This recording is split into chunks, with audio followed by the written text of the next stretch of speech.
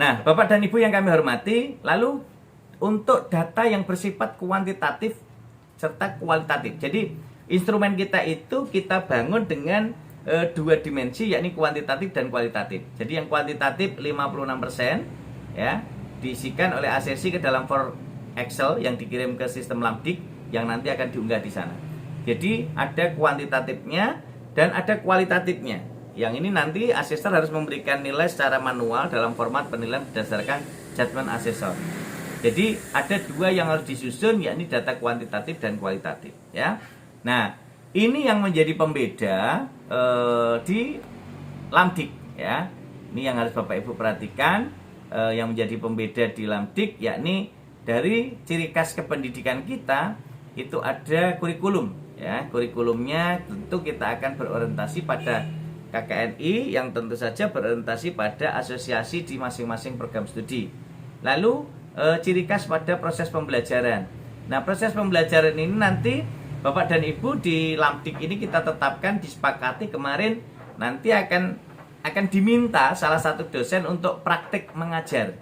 Apakah sudah sesuai dengan RPS-nya, sesuai dengan medianya, sesuai dengan apa? Dan kita spontanitas, tidak ditunjuk sebelumnya. Artinya, oh besok Mas Adi yang praktek ya, tidak. Jadi pas saya visit, ya udah saya lihat, mesti saya cari yang tidak siap. Wah, sing kita siap-siap nggak usah diminta. Jadi kita ingin tahu kondisi realnya gitu ya. Kadang kan akreditasi itu kan dibuat yang semenarik mungkin, sebaik mungkin gitu. Lah kita pengen ngerti alamiah kesehariannya seperti apa. Tapi kalau kesehariannya sudah betul-betul keren, sudah betul-betul mumpuni dari perencanaan, pelaksanaan, evaluasi dan tindak lanjut, jadi berarti memang betul-betul top markotop luar biasa gitu ya. Ini yang kita harapkan seperti itu Mas Adi dan Pak Dekan. Karena proses ini yang tentu saja maka sering kan kalau saya biasanya visit dulu disiapkan mahasiswa. Iya, nggak apa-apa disiapkan mahasiswa. Tapi saya sambil ke kamar kecil, saya juga tanya-tanya mahasiswa yang ada duduk-duduk di sana. Jadi dikiranya saya hanya percaya pada mahasiswa yang sudah dibekali sebelumnya. Maka ketika saya wawancara pada mahasiswa, kemarin dipeseni Pak Dekan apa? Kemarin dipeseni Pak Kaprodi apa gitu ya.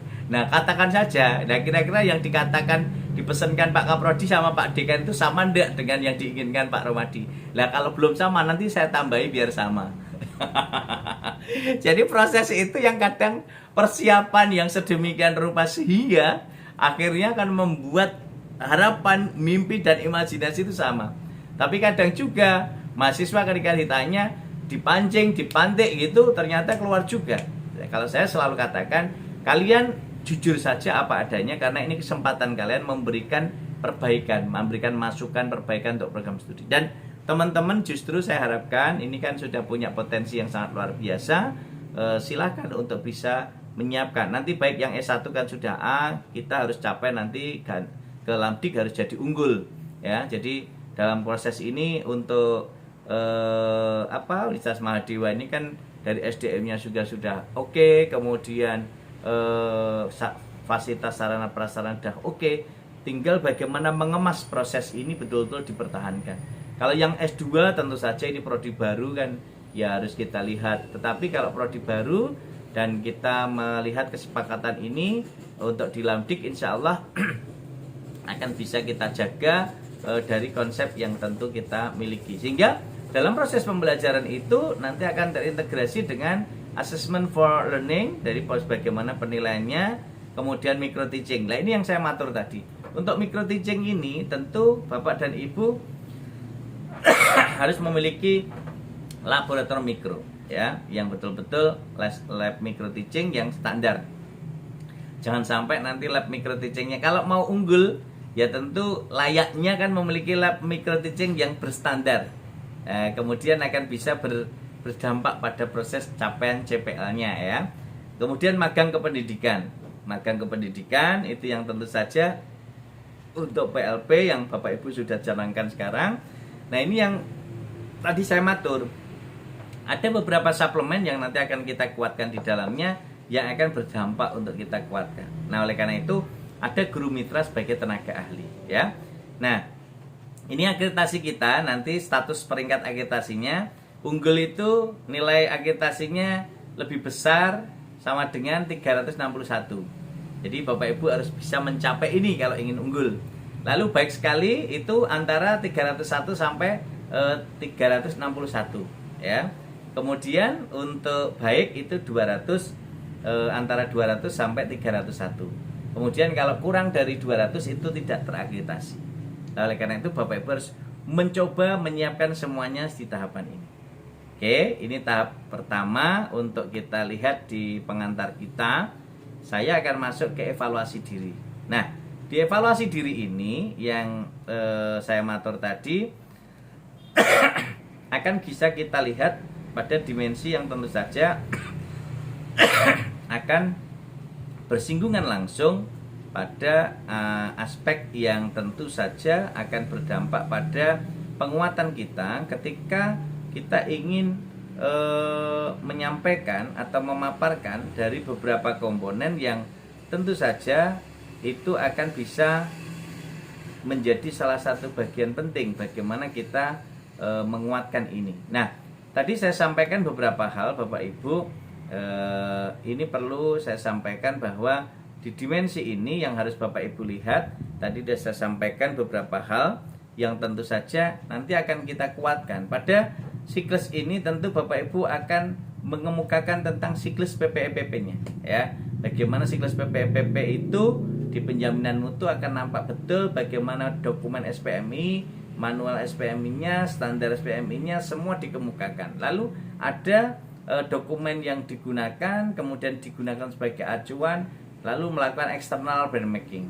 Ini yang harus kita katakan. Nah, upaya-upaya inilah yang tentu saja harus bisa kita kuatkan bersama-sama untuk bisa melihat dari berbagai dimensi yang kita buat.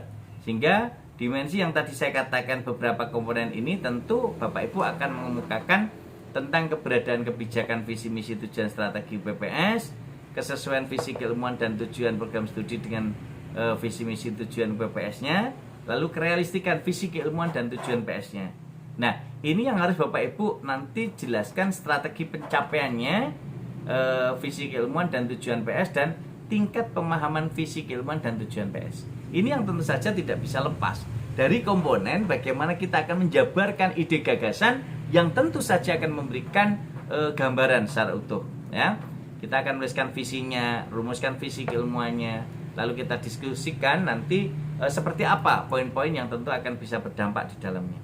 Nah, kemudian tadi yang saya sampaikan di tata pamong, ini nanti Bapak Ibu akan menjelaskan tata pamong PPS-nya, tata kelola UPPS, kemudian kepemimpinan UPPS, pelaksanaan kerjasama, dan penjaminan mutu PS. Jadi ini tinggal dijabarkan. Sederhananya ini per poin berarti satu paragraf, satu paragraf, satu paragraf, satu paragraf.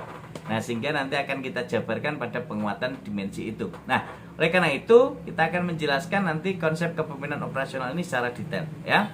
Kemudian kebijakan rekrutmen mahasiswa, kualitas input mahasiswa, daya tarik program studi, dan program layanan dan pembinaan mahasiswa. Ini yang harus terintegrasi.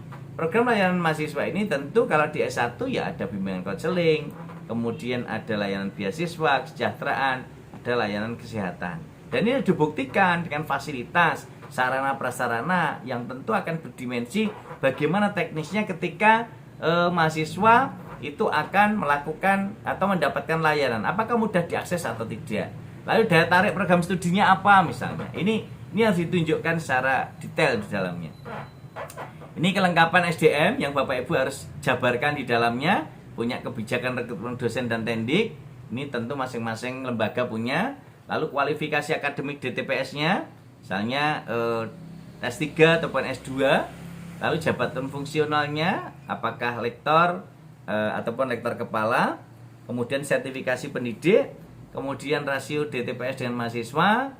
Lalu BKD-nya, kehadiran mengajarnya sesuai dengan perencanaannya. Lalu jumlah mahasiswa bimbingan tugas akhir yang maksimal 10 dalam 1 tahun sesuai permennya. Lalu prestasi DTPS-nya dalam bentuk rekognisi, pengembangan kompetensi dan karir DTPS, rekrutmen tendik, profil tendiknya seperti apa, apakah mereka sudah punya sertifikat kompetensi, kemudian didukung dengan kegiatan-kegiatan yang mendukung mereka. Pengembangan kompetensi dan karir tendik, lalu kepuasan dosen dan tenaga pendidikan dengan manajemen SDM-nya. Ini yang harus terintegrasi, dijabarkan di dalamnya ya. Kemudian terkait dengan BOP, biaya operasional pendidikan. Ini tentu juga harus ada kebijakan tentang keuangan sarana dan prasarana. Biaya operasional pendidikan, biaya operasional penelitian, biaya operasional PKM. Ini nggak jauh berbeda dengan BAN PT. Lalu biaya operasional publikasi. Ini yang kita tambahkan di Lamdik. Jadi biaya operasional publikasi ini kadang ada yang tanya gini, loh Pak Romadi, kita melihat dari mana? Nah, kalau kita belum ada anggaran khusus, bisa dilihat dari proposal penelitian kita. Kan ada anggaran publikasi biasanya untuk translate-nya, untuk penyiapannya, untuk biaya publikasinya. Itu bisa dijumlah lalu ditotalkan semuanya. Nah, itu akan bisa temu biaya operasional publikasi ya. Tapi kalau secara khusus sudah dianggarkan oleh lembaga itu lebih bagus ya. Lalu prasarana pendidikan dan sarana pendidikan, baik yang kita miliki ini bisa dalam bentuk sewa, tapi harus dibuktikan dengan legal standing, bukti sewanya, kemudian dan milik sendiri. Jadi yang paling bagus ya milik sendiri. Kalau poin 4 itu milik sendiri, terawat dan betul-betul mencukupi untuk mendukung tridharma perguruan tinggi. Ini kaitannya dengan kriteria 6 terkait dengan kebijakan pengembangan kurikulum, dukungan UPPS terhadap pengembangan kurikulum program studi, lalu ada dokumen kurikulum PS-nya, kesesuaian pembelajaran RPS dan pemenuhan karakteristik pembelajaran yang baik, lalu ada integrasi hasil penelitian dan PKM dalam pembelajaran. Nah, ini yang harus kita perhatikan. Sistem pemantauan kegiatan pembelajaran, kemudian penilaian pembelajaran mikro. Nah, ini yang harus kita lihat nanti masing-masing pembelajaran mikronya seperti apa, pembimbingan akademik, magang dan tugas akhir. Lalu suasana akademik yang harus dibangun ini. Jadi kegiatan di luar kelas dan kehadiran dosen tamu atau tenaga ahli, dan kepuasan mahasiswa terhadap performa mengajar dosen, layanan administrasi akademik dan prasarana dan sarana pembelajaran.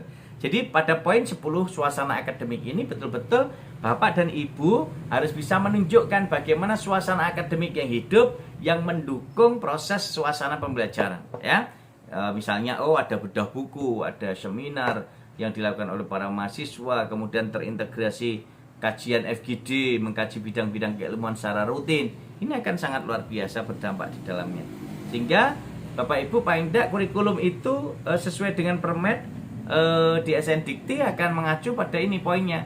Ada identitas program studi, evaluasi kurikulum dan tracer study.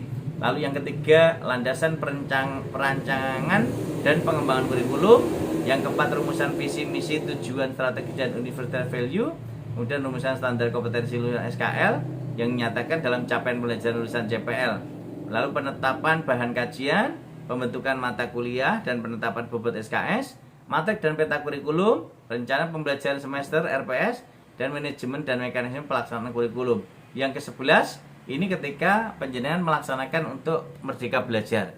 Nanti bisa dilihat untuk komponen kurikulum ini di panduan penyusunan kurikulum perguruan tinggi. Nah, lengkap di sana sehingga harus memenuhi komponen ini. Kalau komponen-komponen ini harus disertakan, maka kurikulum yang baik adalah kurikulum yang lengkap unsurnya, terpenuhi 11 komponen itu, tepat isinya sesuai dengan kebutuhan dari yang kita sepakati bersama dengan asosiasi, koheren antar unsur. Jadi saling mengikat, saling menguatkan satu dengan yang lain di unsur-unsur tersebut, relevan dengan bidang program studi dan mutakhir referensinya. Artinya ini akan menjadi salah satu bagian penting untuk bisa menunjukkan keberadaan kurikulum itu ya. Lalu kebijakan tentang penelitian, ini ada RG. Jadi Bapak Ibu yang belum ada RG-nya, nanti disiapkan RG-nya. Lalu ada roadmap penelitian dan pengabdian, tentu saja biasanya jadi satu paket ya. Produktivitas penelitian dosen tetap program studi dan pelibatan mahasiswa dalam penelitian DTPS. Kata kuncinya terlibatan mahasiswa, harus dilibatkan dan dibuktikan dengan data ya. Kemudian kebijakan tentang pengabdian masyarakat, produktivitas PKM. Ini loh Pak Romadi, kok ini tidak ada roadmap penelitiannya? Karena biasanya satu paket, maka nanti dijelaskan penelitian dan pengabdian. Tapi kalau Bapak Ibu datanya sendiri-sendiri, ya nanti diceritakan bahwa LPPM untuk penelitian sendiri, pengabdian sendiri. Tetapi rata-rata yang saya temukan itu tetap menjadi satu kesatuan ya. Kemudian kebijakan ini akan bisa bersinergi terkait dengan keterlibatan mahasiswa tadi dalam kegiatan PKM. Termasuk yang paling bagus biasanya kalau kita agendakan PKM yang keluar negeri. Ini yang saya temukan sangat rendah untuk PKM dalam negeri, luar negeri. Kemudian luaran, kita akan lihat kebijakan tentang luaran dan capaian terjadi perguruan tinggi. Itu PK rata-rata kelulusan, lalu prestasi akademik dan non-akademik mahasiswa. Ini harus disiapkan Pak Kaprodi. Jadi bagaimana prestasi akademik dan non-akademik yang akan nampak di dalamnya. Lalu rata-rata masa studi, kelulusan tepat waktu, keberhasilan studi mahasiswa, pelacakan lulusan, waktu tunggu mendapat pekerjaan pertama. Nah, untuk waktu tunggu mendapat pekerjaan pertama ini kita dukung karena di era Merdeka Belajar kita lihat pada relevansi pekerjaan dengan pendidikan atau keterserapan, ya. Sehingga posisinya, karena kalau kita lihat harus sesuai dengan relevansi pendidikannya, kadang juga tidak tepat. Maka kita di instrumen tetapkan bagaimana relevansinya pekerjaan dengan dunia pendidikan yang bisa kita buat, entah nanti dalam bentuk peneliti pemula ataupun pendidik pemula, kemudian juga wirausahawan literasi, yang itu kita kuatkan di dalamnya, ya, sampai nanti kepuasan pengguna lulusan, publikasi karya ilmiah yang disitasi, lalu diadopsi, dan juga yang berhaki. Ini harus ditetapkan. Kemudian pada posisi ini teman-teman harus melihat produk-produk apa yang diadopsi oleh masyarakat dari penelitian dosen dan mahasiswa. Nanti diceritakan di dalamnya yang tadi sudah saya sampaikan. Setelah itu kita evaluasi capaian kinerjanya seperti apa, problematika seperti apa kita identifikasi, lalu kita canangkan program pengembangan. Oleh karena itu, ada 9 suplemen untuk prodi-prodi yang kemarin sudah kita sampaikan juga. Khususnya saya ambil ini ada MIPA, vokasi kejuruan, seni, kemudian olahraga, ilmu pendidikan, IPS, bahasa, ekonomi, agama. Nah, kita masuk di bahasa. Hingga proses bahasa inilah yang tentu akan berdimensi di suplemen ini menjadi salah satu penguatan untuk menjelaskan dan menjabarkan di LED. Nanti status dan peringkat akreditasinya, visi keilmuan program studi, tujuan program studi, CPL-nya, mata kuliah, pelaksanaan pembelajaran, pelaksanaan penelitian, laboratorium keilmuan, dan panduan penelitian pembelajaran, ya. Nah, ini yang tadi sudah kita sampaikan. Ini contoh gini. Visi keilmuan program studi adalah cita-cita program studi dalam mengkaji dan mengembangkan keilmuan tertentu. Ini visi keilmuan di program studi. Rata-rata teman-teman membuat visi keilmuan itu masih seperti visi kelembagaan. Nah, kita harus bisa membuat visi keilmuan di program studi yang betul-betul berorientasi ke masa depan untuk menjabarkan CPL itu menjadi program pengembangan jangka pendek, menengah, dan panjang yang terintegrasi dalam proses untuk merespon perkembangan ipteks di masa yang akan datang. Sehingga nampak betul visi keilmuan itu untuk mengembangkan keilmuannya.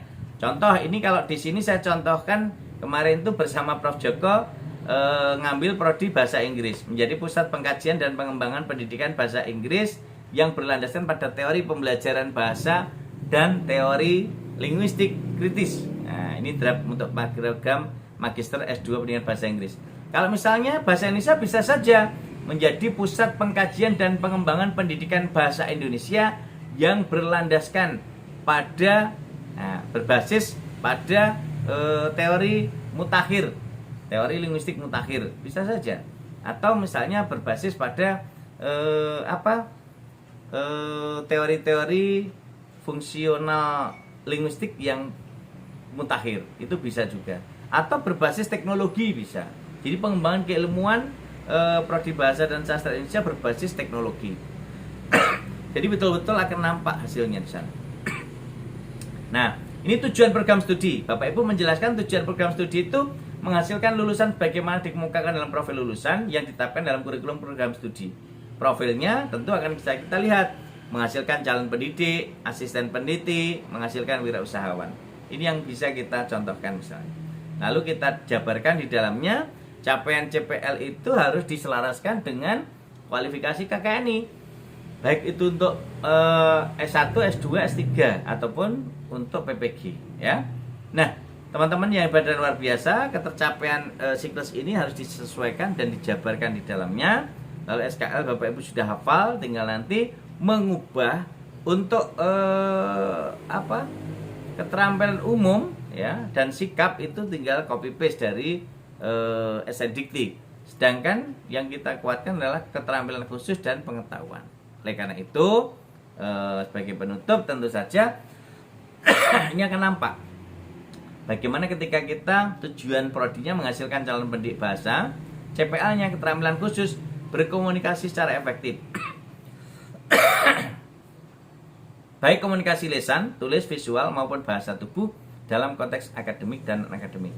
Yang ketiga, mata kuliah menyimak, listening, berbicara, membaca dan menulis. Ini terintegrasi di dalamnya untuk bisa mengungkapkan itu. Nah, sehingga proses ini akan didukung dengan RPS-nya yang nanti dilengkapi oleh dosennya yang menerapkan proses pembelajaran yang bersifat interaktif, holistik, integratif, saintifik, kontekstual, tematik, efektif, dan kolaboratif yang berpusat pada mahasiswa. Yang ketiga, apa sudah diintegrasikan hasil penelitian dan pengabdian dalam kegiatan pembelajaran oleh dosennya. Nah, ini yang harus kita lakukan nanti pada assessment for learning, yaitu penilaian yang dilaksanakan selama KPM dengan tujuan untuk meningkatkan kualitas pembelajaran. Ini tujuannya untuk apa? Monitor kemajuan pembelajaran mahasiswa, memberikan feedback yang tepat, mengoreksi kesalahan apabila ada.